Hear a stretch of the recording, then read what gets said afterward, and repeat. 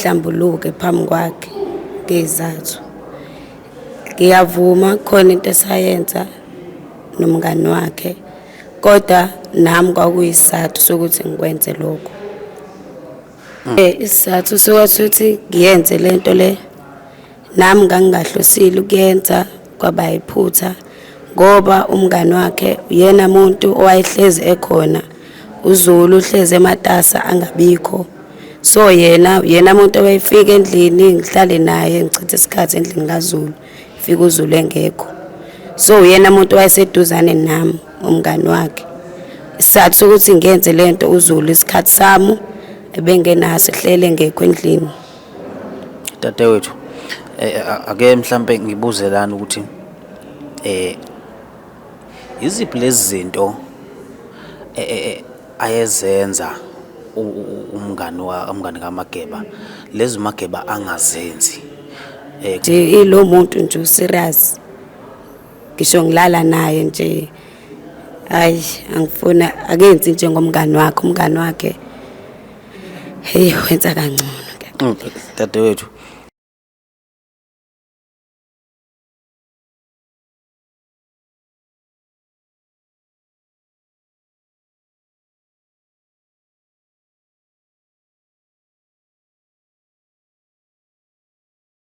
Mfowazulu, sikubingelele sikwamukele kwiNgwe TV Production. Yebo, igama uMuzwe Nhlanhla Zulu njengoba ngangishilo nasekuqaleni. Isizathu sami senze ngaphinde ngabuya la namhlanje. Kunodaba olungangiphathanga kahle. Olwalungisolisa phakathi kwamama wengane yami noSibari wami owayemngani wami. La ngasola ukuthi babuye babe ndawonye balale. Ngezaso ukuthi ke wagcina ekuphikile lokho uSibari wami. Angigculisekanga ngoba iqiniso ngiyafisa ukulazi nezizathu sokuthi kuze kwenzeke lokho kwakudalwa yini, ngoba njengendoda angikhululekile. Namhlanje ke ngicela ukuthi ngifike naye uma wengane zami lo ukhona namhlanje, ngihamba naye, ngifisa ukuthi lolu daba silixoxe, angazise ukuthi lokho engifisa ukwazi kuyinto ekhona noma kuyinto engekho, ukuze ngikhululeke nami emoyeni wami, ngithola iqiniso eliphelele, ngazi ukuthi kwenzakalani, kwakudalwa yini. Okay, siyabonga ke wendaba yezitha. Sacela ukubuza ukuthi njengoba uthathe inqumo zokuthi uze la, ingabe unesiqiniseko esikhulu kakhulu ngalento le, ngoba lo muntu lo nalo omunye futhi uyazi ukuthi mabengathola ukuthi ke ayikho lento le, bane right yokuthi bakubophe.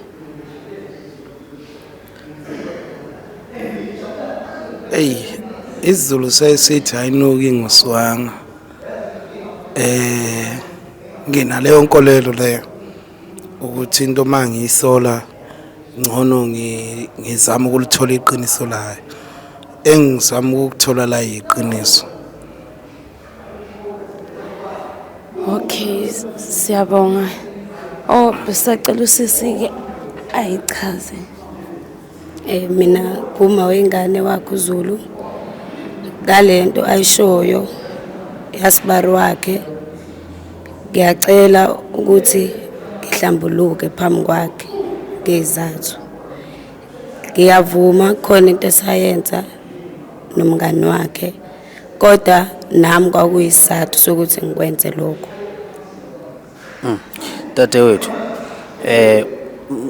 uma uthi kwakunesizathu sokuthi ukwenze lokho, ungakwazi ukusibekela isizathu ukuthi yini eyadala ukuthi bethi bekhona bonke abafana ababekhona wakhetha ukuthi kube uSibari wakhe ophinde abe umngani wakhe? Ngicanga ukuthi uyayibona nawe lento ukuthi i-relationship yalabo abantu laba isondele kangakanani ukuthi kwakungenzeka lento eyenzeka, kanti futhi isiphinde yonakala kangakanani i-relationship yabo ngesizathu sento eyenzeka phakathi kwakho naye uSibari wakhe owumngani wakhe.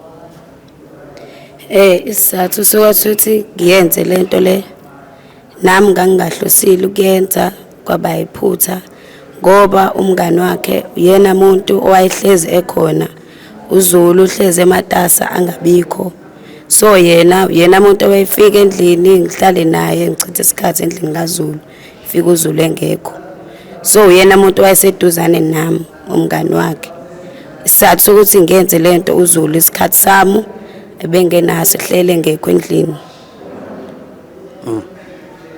Okay, ake ngibuze wesiswami. Wena ubona ukuthi ke neke okungcono ngoba lo muntu lo ohleze eseduzane naye okungcono vele uthathe yena abe seduzane kwakho awangabheka ukuthi ke neke i-relationship yakhe naye nawe futhi izohamba isikhathi esingakanani igcine ibanjani? Mina sisi bengizocela nje ukuthi mina noZulu angixolele lokho uSibari wakhe mekuphika mina ngiyakuvuma lokho ingakho ngikhuluma iqiniso khona izophela lento ngeke kusenzeka futhi kwaba yiphutha ngoba kwayileso sikhathi sasikhona phela yenzeka nje mhlambe kathathu hayi njalo. Mawubheka uZulu usesengakwazi yini ukuthi akuxolele ekubeni usulale nomunye umuntu? Ingakho ngicela uxolo kuZulu ngifuna asho ukuthi uyaxola noma akaxoli kube right kanje. Wendaba ezithi awukusichazela ukuthi ke uyalivuma yini na uxolo likasisi? Ey, uthanda ukuba nzima. Angazi ukuthi ngithini ngoba umuntu engiphila naye nengayibophezela ngizophila naye. Lokho akushoyo ukuthi isikhathi sakhe anginazo. Akaqambi manga kodwa no like mangina isikhathi sakhe ngisuke ngiyochitha isikhathi ezintweni ezingekho right. Ngisuke ngizama impilo ukuthi singasweli lutho sikwazi ukudlondlobala ngakho ikusasa labantu abethu. Lokho mina ukuyikhandla njengendoda ekutheni njoba sesinane imphefumulo esilethe emhlabeni sidinga ukuthi siyakhele ikusasa bengazi ukuthi kuzomenza lokho ayithole sebhizi nabanye abantu besilisa. Njengamanje ngifuna uqhamanga ngifikelwa inyembezi ngoba ngisuke ngizama njengendoda lento ingenza ngibona ukuthi abantu besimame abazi ukuthi bafunani empilweni ngoba indoda ezamayo ayibanelisi indoda engazami futhi ngeke imanelise. Ngiyamthanda futhi nginesifiso sokuthi siqhubeke nempilo kodwa angazi ngenze njani ngixakekile ingakho lolu daba ngithathe yaleletha la ngoba angifuni ukuyithathela inqumo ngenhliziyo ngoba inhliziyo yami nje manje ayivumi lutho. Mageba ake mina ngibuze ngingabuzi esadini likasisi mhlambe ithini njengamanje imizwa yakho noma inhliziyo yakho ngosibari wakho obuya bomngani wakho ngoba wathi mawufika kuyena wakhombisa ukuthi yena akayisoli kanti futhi engayisole njalo nje waphinde wayiphika lento wayiphika noma usuphindelela umbuzo ukuthi lento wayenzelani? Ey angifuni nokumbona angazi mangambona ngenzakalani. Kahle kahle ngiyayisola ngokusondelana naye. Ey kuthanda ukuba nzima. Kuthanda ukuba nzima. Kodwa ake ngibuzele mina la wendaba ezithi. Yazi ukuthi umuntu wesifazane even ngisho ngamnikeza u30 minutes umphathe ngalendlela le owazi ngayo ukuthi yena uzovala zonke lezi ikhala lezi ohlezi uyihamba. Ngineshoyo ukuthi ukube kuthiwa ke neke ubuzama impilo umenzela yonke into ubengeke kwazi ukulala nomngani wakho. Sisa ukuthi iqiniso lonke awulazi, kodwa ke angazi noma ngimblame uma wanganami noma ngingamblame. Yena lokho akushoyo kuyiqiniso, kodwa bengingayitsheni ukuthi kungamenza lingeke since ngamthatha njengomuntu engimethembayo ukuthi sizo-understandana ey'ntweni ey'ningi. Angifuni ukuthi ngiy'thole sengivuma ukuthi lokhu akwenzile ku-right, ngoba ngeke ungijabulise uma ngathiwa kuyaqhubeka kuyenzeka. Lo mbuzo engizowubuza manje ngizowubhekisa kusisi. Sisi wami, ngale kokuxolisa kuMageba, ikuphi okunye mhlawumbe ongamthembisa khona uMageba, ngoba uyamuzwa ukuthi njengamanje iy'mpendulo zakhe ayikhombisi ukuthi uyakuxolela. Yebo uyaxolisa, kodwa ayikhombisi iy'mpendulo zakhe ukuthi uyakuxolela. Ikuphi mhlawumbe okunye ongathi ukuthembisa uMageba ngale kokuthi uyaxolisa? Ngiyamthembisa uMageba ukuthi ngizokwenza sure ukuthi ayisekho into engihlanganisa nomngani wakhe, futhi naye agweme ukuthi umngani wakhe ezindlini. Nami futhi ngiyamthembisa ngekuphinde kwenzeke, ngiyayisola ngengikwenzile ngekuphinde kwenzeke. Ngimthembisa lokhu uMageba. Uyazi wengane kwethu, uyazi ukuthi akusekhona kodwa ukuthi-ke nekomngani wakhe engakuthola usendlini kuphela. Usesengahamba uyesamuya ufike udibane naye. Uyazi ukuthi umngani wakhe njengoba esekuzwile usesene-right yokuthi aphinde abuyele kuwe, nawe uphinde ubuyele kuwe.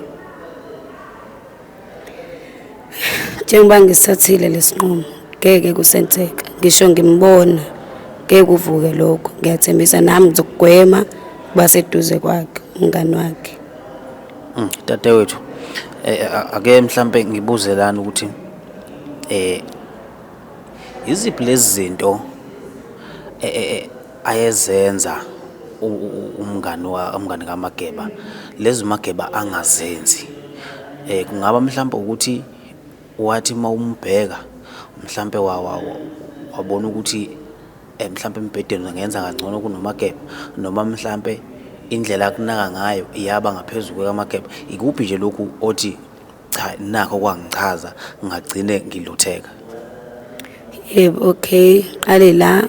Umngani wakhe uMageba ube ngumuntu yabo o-friendly, like yabo ba-friend, and analento yokuba serious njalo. Uwumuntu nje uyayixoxela, mangihleli naye akubonakala ukuthi ngihleli nomuntu yabo engiganga naye.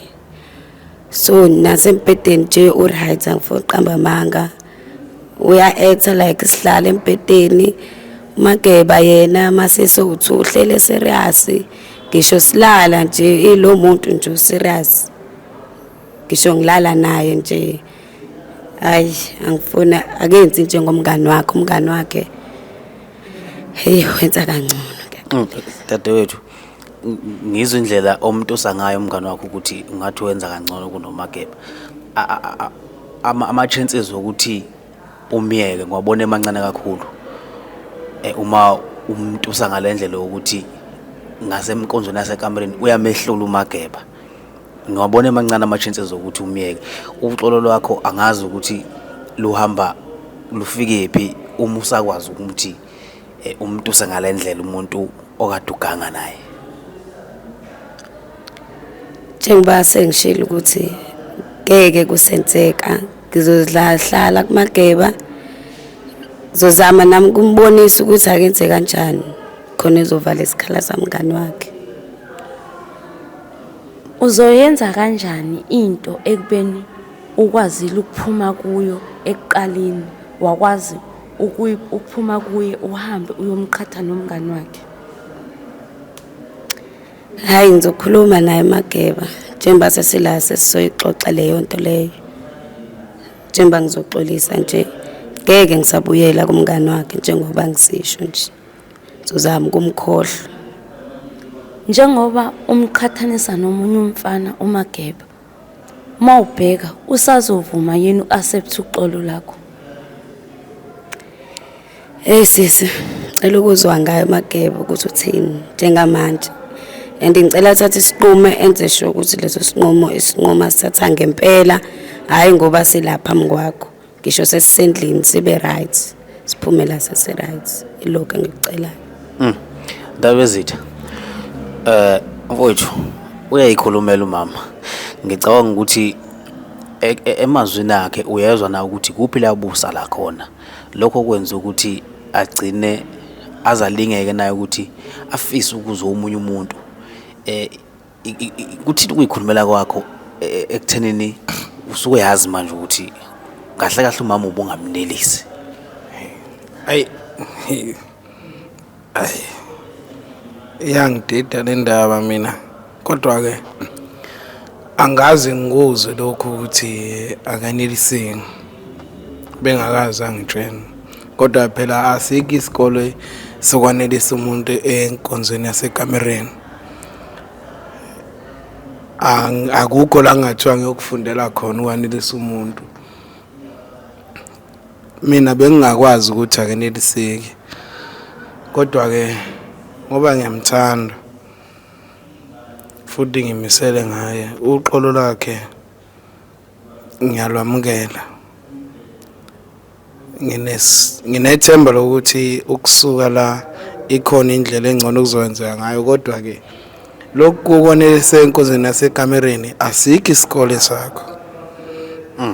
Usho ukuthi lokho kunelisa enkonzweni yasekamereni Angazi kuzosho yena into yaneliseka noma yaneliseki ukusuka la kuqhubeka manje. Angisazi isikole sokwanelisa umuntu enkonzweni yasekamereni. Uma sikhona seningangichazela ngihambe ngiyokhokha ngifunde.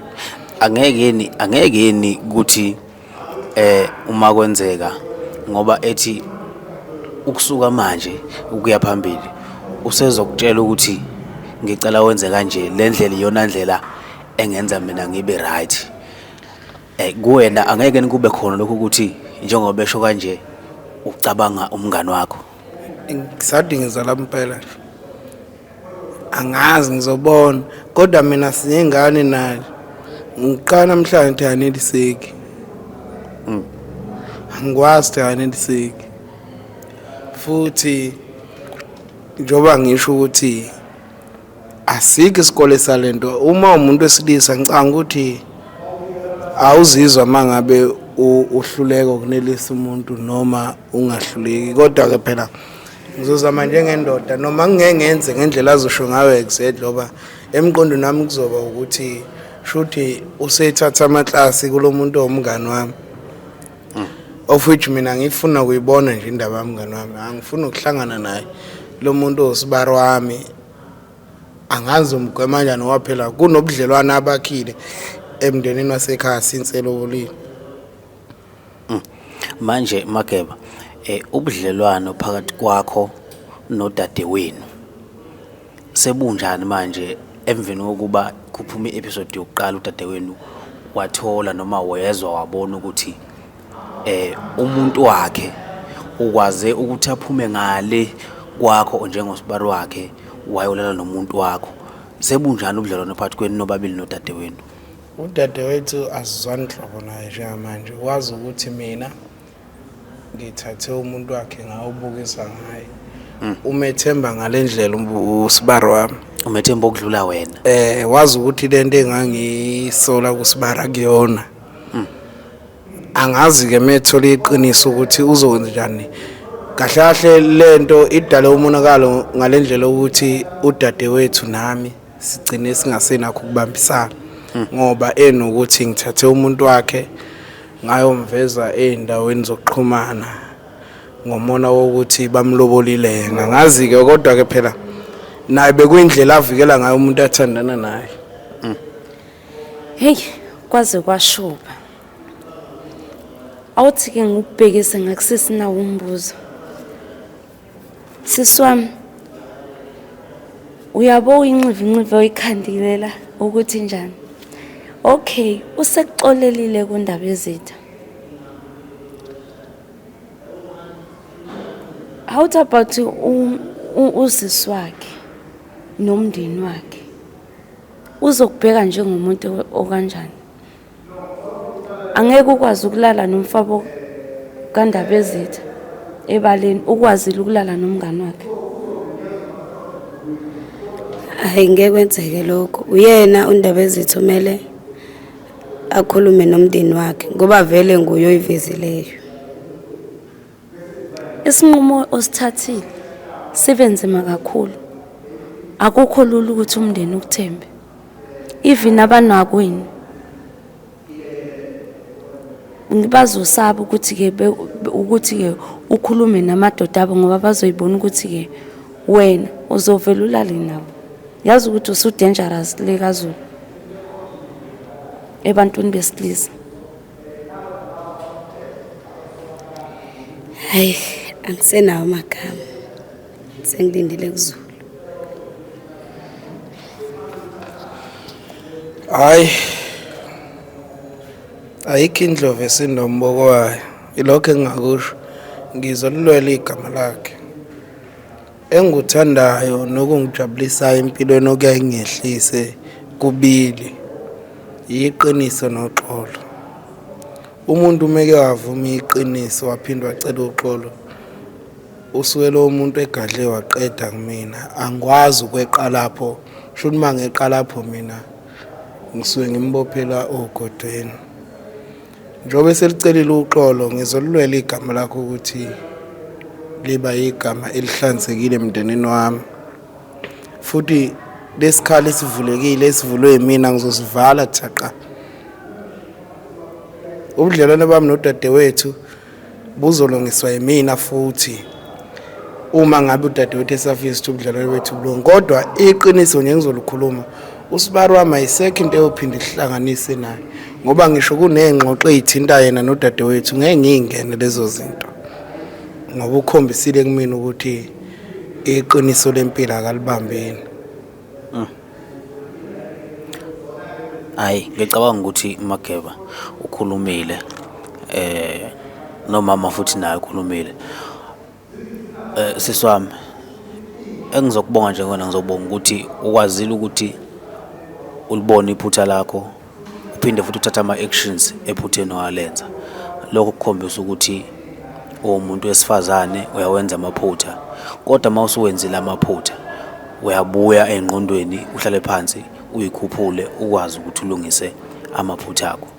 Lokho kuyokwenza ukuthi-ke uwakhe umuzwa kwaZulu, uthi usuwakhele futhi umuzwa kwaZulu uhlale futhi kuwona nibe happy njengoba umuzwa nje uZulu esho ukuthi uzokwenza ngakho konke okusemandleni ukuthi uyakuvikela noma kungathiwa abakubo njengamanje sebekuqhwisha kanjani, kodwa yena uyoba khona akuvikele. Siyathemba-ke nathi ukuthi ukusuka manje kuya phambili nizobambisana noZulu, uwenze nawe isiqiniseko sokuthi ayikho into ezophinda ibe uqheko phakathi kwakho noZulu. Kusezandleni zakho njengamanje sisi ukuthi uZulu uhlale kubona umuntu wesifazane obambisene naye empilweni, kanjalo futhi naye uZulu kusezandleni zakho ukuthi akuvikele. Athi sekuvikelile aphinde futhi avale lesa sikhala esivulile sokuthi akanaso isikhathi kanti futhi akakwenelisi. Kule nkonzo yasekamereni iZulu mina ngokwami engingakucebisa ngakho, ngingakucebisa ngokuthi umlalelo mama, ngoba ubuhlungu besicathulo kuziwa osigqokile. Isicathulo asibuza ubuhlungu kodwa ugqoka isicathulo uyabuza ubuhlungu. Ngakho-ke njengoba wena usuke ungena kuye, uyena ozwayo ukuthi kwenzakalani kuye, wena uzwa, wena uyangena uyaphuma kuphela. So kuyokusiza ukuthi umlalele naye noma kukhona lokho but uzama ukukudlulisa ngoba ususiqalile lesi siqalo siqale njengamanje. Angicabanga ukuthi khona-ke indlela yokuthi usazophinda uthi uyajika ngoba usuze wayiqala le ndlela. Ihambe ishisa injalo. Indoda kuthiwa igwinya kushisa. Ngiyathemba ukuthi namhlanje ukubonile lokho ukuthi indoda iyagwinya kushisa kunjalo kuyophola emathunjini. Ngiyabonga mina ngakwelami side. Angazi ukuthi uza kwethu usinene. Hayi yazi ukuthi umuntu bedibene nengwadla la. Hayi kodwa siyabonga ngoba sigcine silungisile udaba leni. Yazi kunabantu besilisa abakwaziyo ukuthanda umuntu wesifazane esenkingeni. esenkingeni, le nkinga le ongayazi nanokuthi ungayiqala kabi uyigcine ngabi. Yebo le nkinga le adidibene nondaba ezitha, omunye umuntu bengadecide ukuthi okungcono imbulala umuntu wesifazane. Phela abantu besilisa manje sebayababulala abantu besifazane ngesimanga sokuthi ujulile engakalali.